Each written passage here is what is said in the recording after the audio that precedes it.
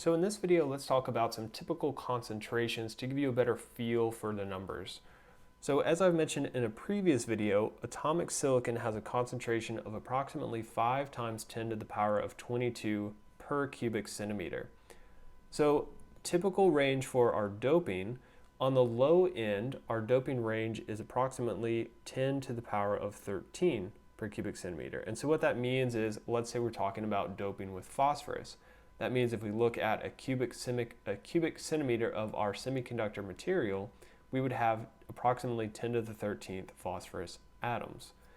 So what this corresponds to, though, given our silicon concentration, is one dopant for every 5 billion silicon atoms.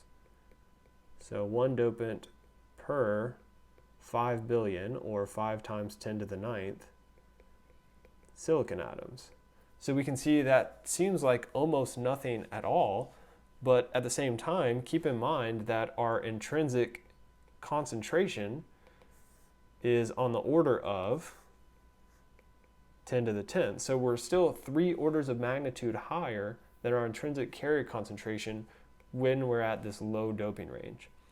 Now our higher end of the doping is going to be around 10 to the power of 18th per cubic centimeters.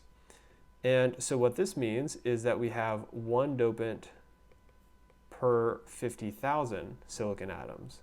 So 5 times 10 to the 4th silicon atoms. So certainly a lot more dopants compared to the lower end, but still not a whole lot, particularly if you're thinking of sort of the pictures that we drew in the previous videos where we have one phosphorus and maybe 9 to 15 silicon atoms. So in reality, we of course have far fewer of these dopant atoms. And so I should mention that these aren't hard limits based on physics. We could dope lower or we could dope higher. If we dope lower, we're not really going to have much effect, not much change from this intrinsic level. If we dope higher, we get something called a degenerate semiconductor, so it's degenerately doped, and at that point it begins behaving a little bit like a metal. We're not going to deal with any devices in this course that require degenerate doping, but there are instances where it can be beneficial to dope above this 10 to the 18th level. Okay, so the next thing we want to talk about here is how we can relate our carrier levels to our intrinsic level. So what we're going to do is we're going to assume our semiconductor is in thermal equilibrium. So if we have a semiconductor in thermal equilibrium, we can derive it, or we can describe it with a particular equation that is very useful. So semiconductor in thermal equilibrium can be described by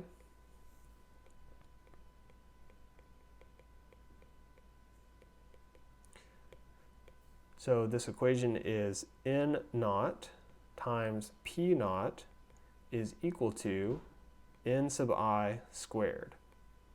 And so it's worth noting that I'm being very general, so we're just talking about a semiconductor and thermal equilibrium. So this applies to both intrinsic and extrinsic semiconductors. So it doesn't matter if we've doped it or not doped it, this equation is going to hold. And so this equation has a name, so in semiconductor physics, this is called the mass action law.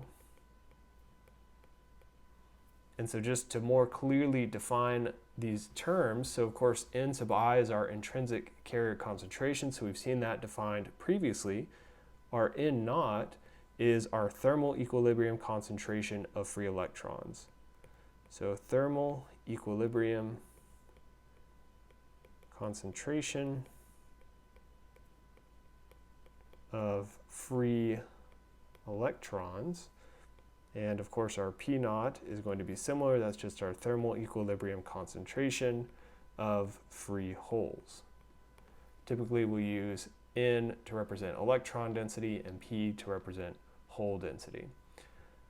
Okay, so a couple things to note in terms of practical application of this equation. Typically we're going to have doped semiconductors.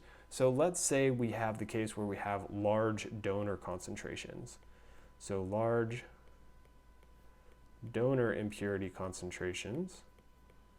And so typically we'll represent the the density of our donor impurities as capital N sub d, as opposed to lowercase n, which is our electrons. And so if we're talking about the case of our donor concentrations being much larger than our intrinsic carrier, which again, looking at typical concentrations, here's our Ni for silicon, here's our dopant range, we see that's not really that unlikely. So if we have this case, we can say that our N naught is just approximately equal to Nd. Now, of course, we could write that our N naught is equal to Nd plus whatever electrons are created from thermal generation, but it's essentially like adding 10 to the power of 13 plus 10 to the power of 10. It's just going to be approximately 10 to the power of 13. And that just gets more exaggerated as that Nd gets larger. What that means for our mass action equation, though, is we can essentially substitute Nd for N naught, and we can find the concentration of our free holes. So our hole concentration is P naught is equal to Ni squared divided by Nd. Similar argument can be used if we have large acceptor concentrations. So if we have a lot of acceptor impurities, what we have is N sub A. So N sub A is a concentration of our acceptor impurities. And if that's much greater than our intrinsic concentration, which again is not unlikely, we would have our hole concentration is approximately equal to N sub A, which means that our free electron concentration is equal to Ni squared divided by N sub A. And so in this way we can find our majority and minority carriers for N-type and P-type semiconductors. A couple things that I'll mention. So for most of our discussion in this class, we're going to be just assuming thermal equilibrium. So mostly assuming thermal equilibrium. And so what that means is the equations that I just wrote are going to be applicable. But if we're not in thermal equilibrium, we need slightly different equations. And so if you're interested in that, or for whatever reason you need that in an application, you can look at section 1.14 in the Neiman textbook. And so that's page number 21. And that briefly describes some non-equilibrium conditions.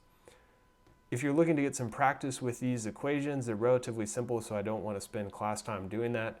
You'll see some in the homework, but if you do want to get some practice before the homework, you can see example 1.2, which is on page 16, and that's going to give you some practice with that mass action law equation. So in our next several videos, we're going to actually look at, now that we have these free carriers, how do we have current arising from these? And then ultimately we're going to transition into, now that we have this current, how can we create devices to take advantage of all of these properties?